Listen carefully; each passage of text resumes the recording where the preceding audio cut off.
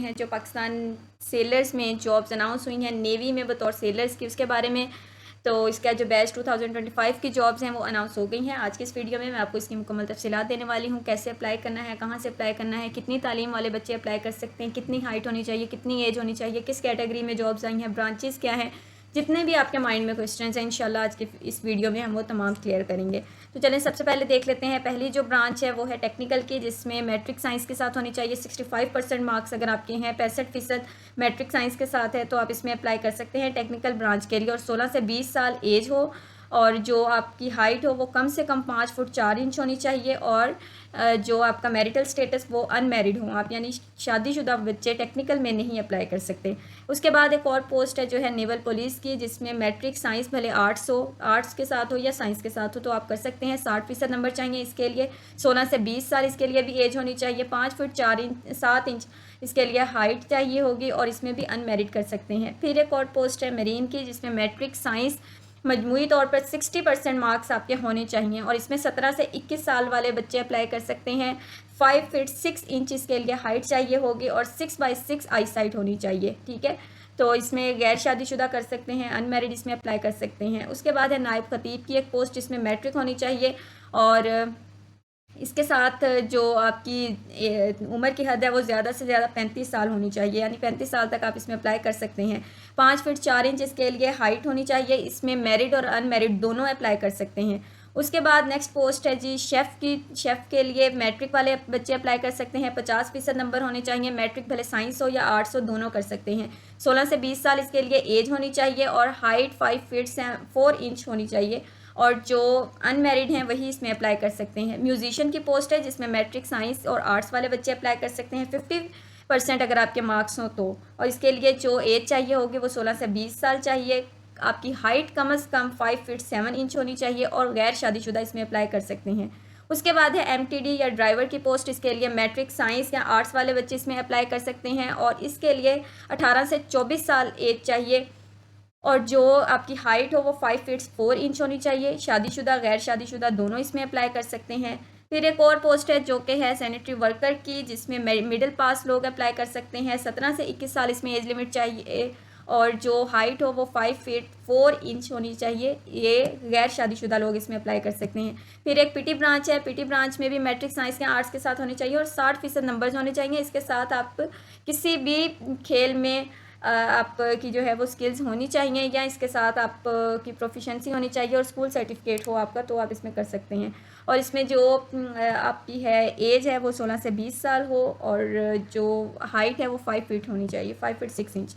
उसके बाद आ जाते हैं इसके लिए गैर शादीशुदा लोग अप्लाई कर सकते हैं। फिर उसके बाद एक और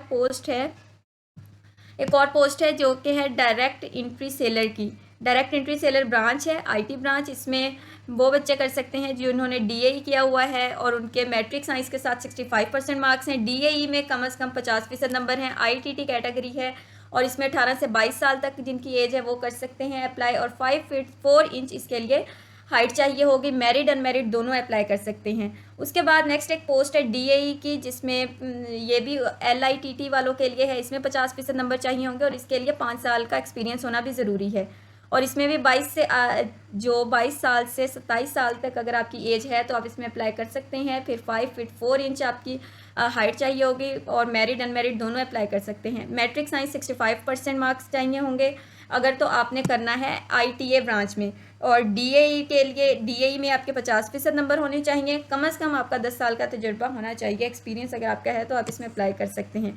अदरवाइज़ उन्होंने नीचे इसके साथ एक अल्टरनेटिव भी बताया हुआ है कि आपकी मैट्रिक साइंस के साथ हो 65% मार्क्स, इनमें से किसी एक कैटेगरी में आपने जो है वो बीटेक में किया हुआ हो, 50% लिए हुए हों या 2.5 CGPA हो कंप्यूटर इंफॉर्मेशन एंड टेक्नोलॉजी में या इंफॉर्मेशन टेक्नोलॉजी में या कंप्यूटर साइंस में। अगर आपकी 2.5 CGPA है तो भी आप इसमें कर सकते हैं। और 27 से 32 साल इसके लिए एज चाहिए होगी।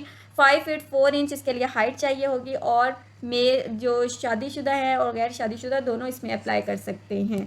ये थी इसके कुछ जो हैं वो एलिजिबिलिटी क्राइटेरिया और ये इस तरह से होगा। और इसके बाद बेनिफिट्स बताए हुए हैं। बेनिफिट्स में मैं आपको बता देती हूँ, आपका मुफ्त मेडिकल होगा और हाई स्टैंडर्ड की ट्रेनिंग होगी, फॉरेन ट्रिप्स और कोर्सेज होंगे और इसके साथ कैरियर ग्रोथ अच्छी होगी, पेंशन अलाउंसेस होंगे तो ये सारी चीज़ें आपको इसमें दी जाएंगी जब आपकी सिलेक्शन हो जाती है। और सैलरी भी बहुत अच्छी होती है।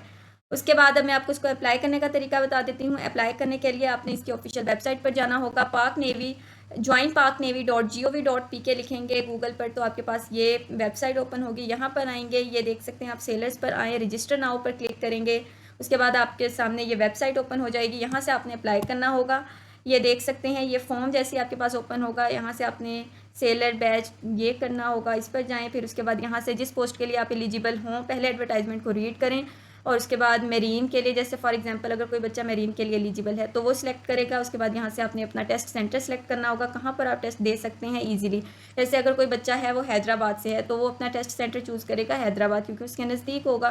तो हैदराबाद चूज़ किया। उसके बाद टेस्ट डेट चूज़ ये भी खुद आप कर सकते हैं। जैसे यहाँ देखें कि 10, 11, 12, 13, 14 अभी फर्स्ट डे है ना, जैसे आप थोड़ा लेट इसको अप्लाई करेंगे तो डेट आगे एक्सटेंड होती जाएगी, जो टेस्ट डेट होगी वो, ठीक है। अब जैसे अब मैंने 12 चूज़ कर लिया, फिर उन्होंने टाइम बताया है, वो टाइम जिस पर आप इजीली पहुंच सके टेस्ट सेंटर, आपने वो टाइम चूज़ कर लेना है।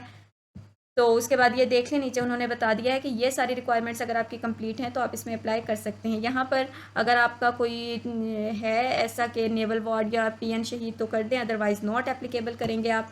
ये पिक्चर लगानी मैंडेटरी होगी, ये आपने लगानी ही होगी। अब बहुत सारे बच्चे हैं उनको ये इशू आता है कि उनसे पिक्चर नहीं लगती। वो इस वजह से नहीं लगती क्योंकि उन्होंने नीचे दिया हुआ है कि to reduce your picture size to 20 KB you may use this link.